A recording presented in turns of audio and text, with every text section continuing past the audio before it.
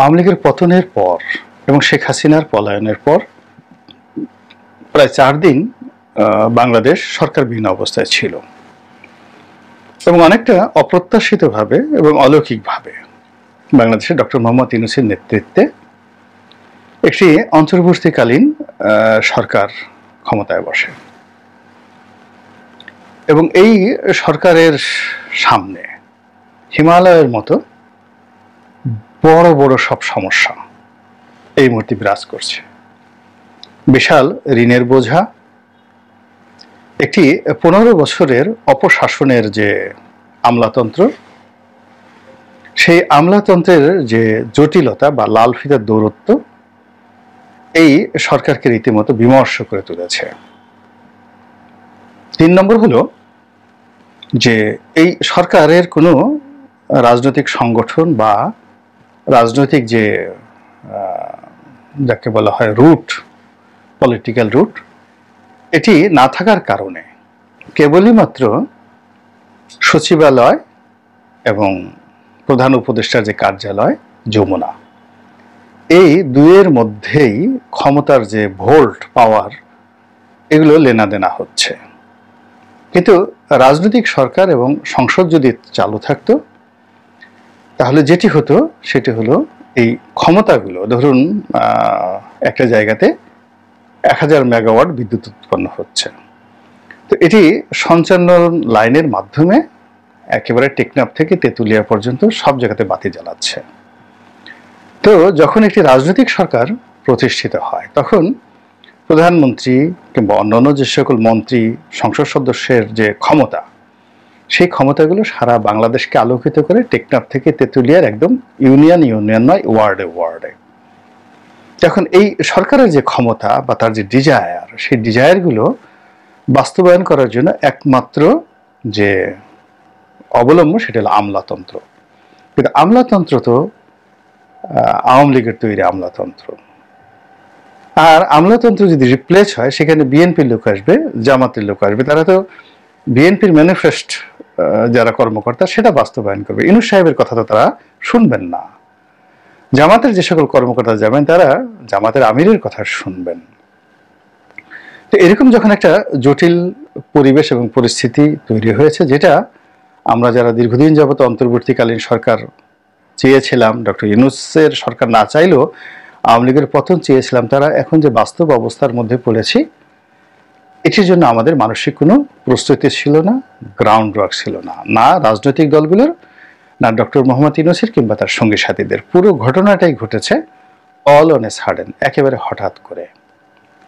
আর এর ফলে যেটি হচ্ছে সেখানে মূল ধারার যে রাজনীতির যে স্ট্রেংথ, ভিশন এবং মিশন সবকিছুই কিন্তু তছনছ হয়ে গিয়েছে। তো তছনছ হয়ে যাওয়ার ফলে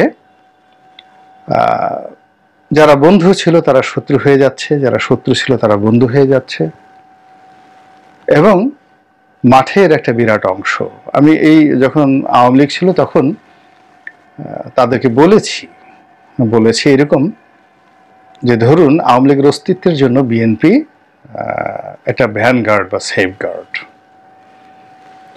এবং বিএনপি যদি ভ্যানগার্ড এবং সেফগার্ড হিসেবে বিএনপিকে যে আওয়ামী লীগ তাড়িয়ে দিয়েছে, এর ফলে আওয়ামী লীগের যখন পতন হবে তখন আওয়ামী লীগ কোনো আশ্রয় পাবে না, এবং সেই ঘটনাটা ঘটেছে। 1 2 নম্বর হলো যে এখন আওয়ামী লীগ যে শব্দ করছে সেই শব্দগুলো হারিয়ে যাচ্ছে ইথারে, সে বুঝতে পারছে না তার ভুলগুলো, তার সফলতাগুলো, রাজনৈতিক মাঠগুলো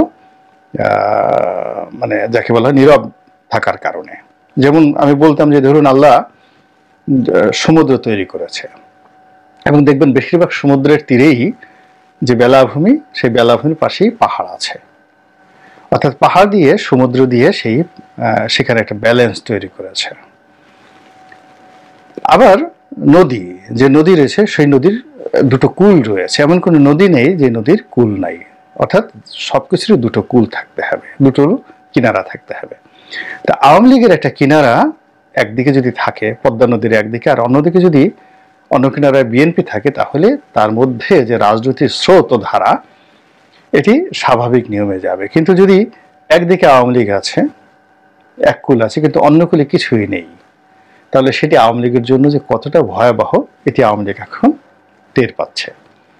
তার সঙ্গে সঙ্গে এখন আবার যে প্রবলেমটা শুরু হয়েছে, সে প্রবলেমটা হলো আওয়ামী লীগের যে বিশাল একটা সমর্থন, কর্মী, তাদের অর্থ, বিত্ত, ক্ষমতা, অস্ত্র, মাসেল সব কিছু নিয়ে তার একটা ভ্যানিশ হয়ে গেছে। 35% লোক এখন নাই বাংলাদেশে। এবং সেটি না থাকার কারণে যেটি হচ্ছে এখানে একটা শূন্যতা তৈরি হয়েছে।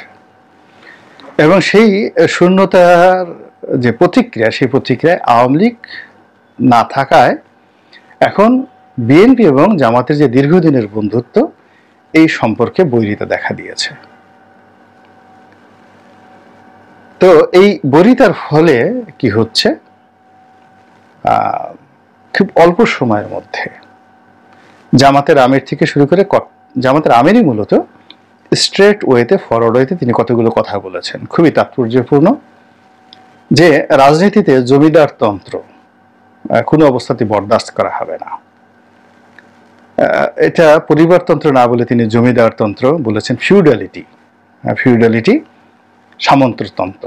সামন্ততন্ত্র।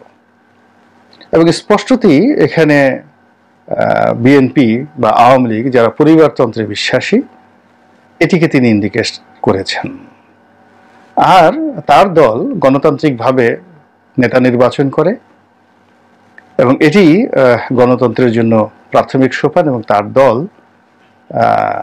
অন্যান্য যে দলগুলো এইভাবে গণতান্ত্রিক প্রক্রিয়াতে চলে এটাকে সমর্থন করে, এবং এটা তিনি খুব স্পষ্টভাবে বলেছেন। আরেকটি কথা তিনি ইঙ্গিত না করে বলেছেন যে কি পরিবর্তন হবে যদি এক জালিমের পরিবর্তে আরেক জালিম ক্ষমতায় আসে।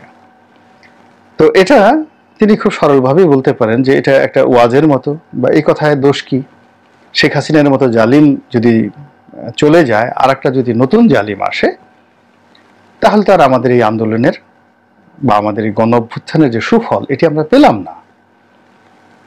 এই কথার মধ্যে আপনি যদি স্বাভাবিকভাবে রাখেন চিন্তা চেতনা, তাহলে আপনি কোনো ত্রুটি খুঁজে পাবেন না। কিন্তু আমাদের দেশে যেটি হচ্ছে সেটি হলো সব কথার মধ্যেই আমরা খুঁত খুঁজে বেড়াই, এবং যে যাই বলুক না কেন আমরা নিজের দিকে সেই কথাগুলো নিয়ে আসি।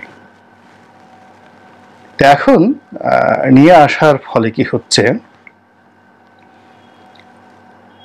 জামাতের সঙ্গে এই জামাতের যে কথাবার্তার ধরন এবং প্রকৃতির কারণে, সংগতি কারণে বিএনপির লোকজন মনে করছে যে আমাদেরকে ঠিক জামাত ইন্ডিকেট করছে। আর এই অবস্থাতে বিএনপির যারা নেতৃবৃন্দ, বিশেষ করে বিএনপির যিনি মহাসচিব রয়েছেন মির্জা ফখরুল ইসলাম আলমগীর, তিনি ইদানিংকালে বেশ চমৎকার কতগুলো কথা বলছেন, এবং তিনি সবসময় ভদ্র, ইনডাইরেক্টলি কোনো কথা বলেন না, পলিটিক্যাল কথা বলেন। তো তিনি তার যে পলিটিক্যাল ডায়ালগ, সেই ডায়ালগে একেবারে ন্যূনতম জামাতকে ইঙ্গিত করে একটা ট্রু শব্দ তিনি উচ্চারণ করছেন না। তিনি যে জিনিসগুলো চাচ্ছেন, যে জিনিসগুলো তিনি বলছেন, সেই জিনিসগুলোর ফলে কি হচ্ছে, আলটিমেটলি জামাতের মধ্যে একটা আতঙ্ক তৈরি হয়েছে। যেমন তিনি খুব দ্রুত নির্বাচনে একটি রোড ম্যাপ চাচ্ছেন, ইউনূস সরকারকে একটি যৌক্তিক সময় দিতে চাচ্ছেন। এখানে যৌক্তিক শব্দটি ইনফিনিট। বিএনপির কাছে যেটি যৌক্তিক সেটা জামাতের কাছে অযৌক্তিক হতে পারে, বিএনপির কাছে যেটা যৌক্তিক সেটি যাকে বলা হয় ডক্টর ইউনূসের কাছে অযৌক্তিক হতে পারে। তো ইনি এই যৌক্তিক যে কথা, এই কথা বলে প্রতিদিন তিনি দলকে চাঙ্গা রাখার চেষ্টা করছেন, এবং যেহেতু তার সংগঠন আছে এবং তার সারা বাংলাদেশের টেকনাফ থেকে তেঁতুলিয়াতে আওয়ামী লীগকে মোকাবেলার জন্য তার ছাত্র সংগঠন আছে, যুব সংগঠন আছে, মূল সংগঠন আছে, ফলে একটি রাজনৈতিক প্রতিবেশ যদি তৈরি হয়, সেক্ষেত্রে বিএনপি তুলনামূলকভাবে ভালো থাকবে। তো এই জন্য ইউনিভার্সিটিগুলো খুলে দেওয়া হোক, মার্কেট বিপণী বিতানগুলো খুলে দেওয়া হোক, স্বাভাবিক জীবনযাত্রা চলুক, থানা পুলিশ প্রশাসন সবকিছু স্বাভাবিকভাবে চলুক, এই জিনিসটি আওয়ামী লীগের যে প্রতিপক্ষ বিএনপি তারা এখন চাচ্ছে। 2 নম্বরে যেটি হলো তারা কোনো দলকে নিষিদ্ধ করার, অর্থাৎ আওয়ামী লীগকে নিষিদ্ধ করার শব্দটি পর্যন্ত উচ্চারণ তারা করছে না। কিন্তু ইতিমধ্যে যেটি হচ্ছে, জামাত এবং তাদের যারা সমর্থক, যারা লোকজন রয়েছেন এবং আন্দোলন যারা করছেন তাদের একটি অংশ, তারা জোর দাবি করছেন যে আওয়ামী লীগকে নিষিদ্ধ করা হোক। এর কারণ হিসেবে তারা বলছেন যে যুদ্ধে যারা পরাজিত হয় এবং নতুন যখন কোনো একটি সরকার হয়, পরাজিত শক্তির সেখানে রাজনীতি করার অধিকার থাকে না, যেভাবে স্বাধীন বাংলাদেশে জামাতকে নিষিদ্ধ করেছিল আওয়ামী লীগ। তো সেইভাবে যেহেতু একটা গণঅভ্যুত্থান হয়েছে, এখন সংবিধান অনুযায়ী গণঅভ্যুত্থান হয় না, দেশে কিছু নাই, সংবিধান কিছু নেই। তো কাজেই ডক্টর ইউনূসকে সর্বময় ক্ষমতার অধিকারী করে এখানে আওয়ামী লীগকে নিষিদ্ধ করে একটি নতুন বিপ্লবী সরকার গঠন করার জন্য অনেক বুদ্ধিজীবী, যাদেরকে জামাতপন্থী বলা হয়, তারা বিভিন্ন মতামত প্রকাশ করে আসছেন। তো এটি যখন হচ্ছে, কথাবার্তা হচ্ছে, ঠিক সেই সময়টাতে যখন বিএনপির পক্ষ থেকে বলা হচ্ছে কৌশলে, জামাতকে সমালোচনা না করে, যে না, আমরা কোনো রাজনৈতিক দল নিষিদ্ধ করার পক্ষে নই, কোনো অবস্থাতে পক্ষ নেই, যে যার মতো করে রাজনীতি করবে। এবং অন্য যারা লোকজন রয়েছে বিএনপি পন্থী যারা বুদ্ধিজীবী, তাদের বক্তব্য হলো যে আওয়ামী লীগ দল হিসেবে, যেমন জামাতের যারা যুদ্ধাপরাধী ছিলেন তারা চলে যাওয়ার পর যে নতুন প্রজন্ম আসছেন তারা তো কেউ যুদ্ধাপরাধী নয়, তা সেখানে জামাত রাজনীতি করছে। তা আওয়ামী লীগ দল থাকুক, ঐতিহ্যবাহী দল থাকুক, তাদের মধ্যে যারা অন্যায় করেছে, অপকর্ম করেছে, তাদেরকে শাস্তি দেওয়া হোক, কিন্তু এই দলটির যে শূন্যতা, সেই শূন্যতা আমরা পূর্ণ করতে পারবো না। এবং এই যে পলিটিক্যাল যে ট্রিক্স, রাজনৈতিক যে কৌশল, মির্জা ফখরুল ইসলাম আলমগীর সাহেব এই কৌশল তিনি প্রয়োগ করার কারণে জামাতের যে যাকে বলা হয় হিসাব, সব এলোমেলো হয়ে গিয়েছে। এলোমেলো হয়ে গেছে এই কারণে যে যদি ভোটের ময়দান চালু হয়ে যায় এবং আওয়ামী লীগ এবং বিএনপি যে কোনো ফর্মে যদি ইলেকশনে আসে, তাহলে আসলে এখানে আর কোনো জোট রাজনীতি লাগবে না, এবং আওয়ামী লীগ যদি সংসদে 10টা সিটও পায় বা 20টা সিটও পায়, সেক্ষেত্রে মূল বিরোধী দল, মূল আলোচনা সবকিছু কিন্তু আওয়ামী লীগ কেন্দ্রিক হবে আর বিএনপি কেন্দ্রিক হবে। সেখানে জামাত যদি দেখা গেল 50টা সিটও জয়লাভ করে আসে, তবু দেশের যে মূল ধারার যে রাজনীতি, সেই রাজনীতিতে তারা বিএনপিকে হারাবে এবং আওয়ামী লীগকে মোকাবেলা তাদেরকে করতে হবে।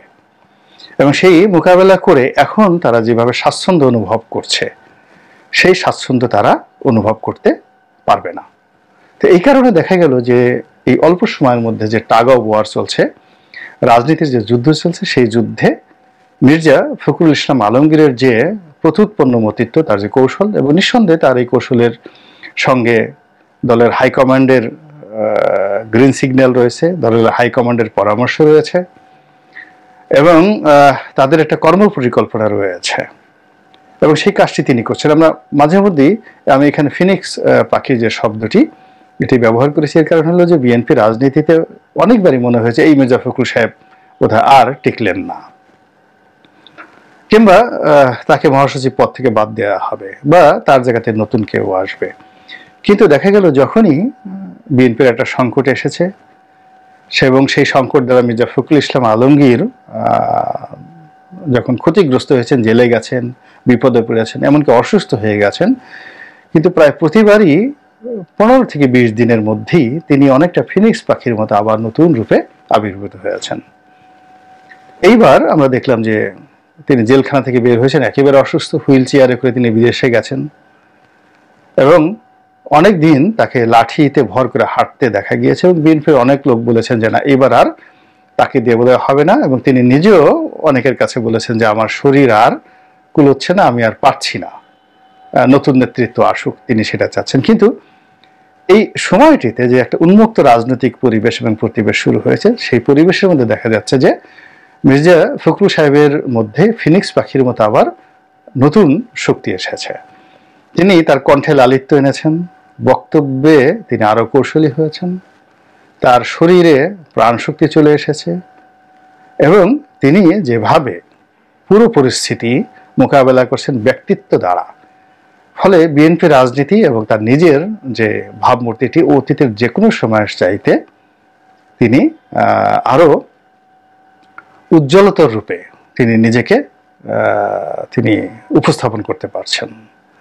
এবং সাম্প্রতিক তার কিছু বক্তব্য আপনি দেখবেন, আমরা যেমন মাননীয় প্রধান উপদেষ্টা বলি, ডক্টর মোহাম্মদ ইউনূস বলি, কিন্তু তিনি খুব সাবলীলভাবে ডক্টর না বলে তিনি বলেছেন প্রফেসর ইউনূস। তো এই যে তার প্রফেসর ইউনূস বলা, এটার মধ্যে একদিকে সম্মান এবং অন্যদিকে তার স্মার্টনেস এবং তার কর্তৃত্ব এবং তার যে রাজনৈতিক প্রজ্ঞা এবং তার ব্যক্তিত্ব একই সঙ্গে উজ্জ্বল হয়ে পড়েছে। এর কারণ হলো তিনিও শিক্ষক ছিলেন। তো তিনি শিক্ষক হিসেবে তারই একজন সহকর্মী প্রফেসর ইউনূসকে নিয়ে তিনি যত সাবলীলভাবে কথা বলতে পারেন এবং তাকে প্রফেসর ইউনূস হিসেবে তিনি যেভাবে সম্বোধন করতে পারেন, এটি অন্য পেশার অন্য জায়গার লোকের পক্ষে সম্ভব নয়। তো কাজে এই যে বিএনপির যে ফিনিক্স পাখি ডক্টর ইউনূস সাহেবের এবং জামাতের এই যে এখন যে সম্পর্ক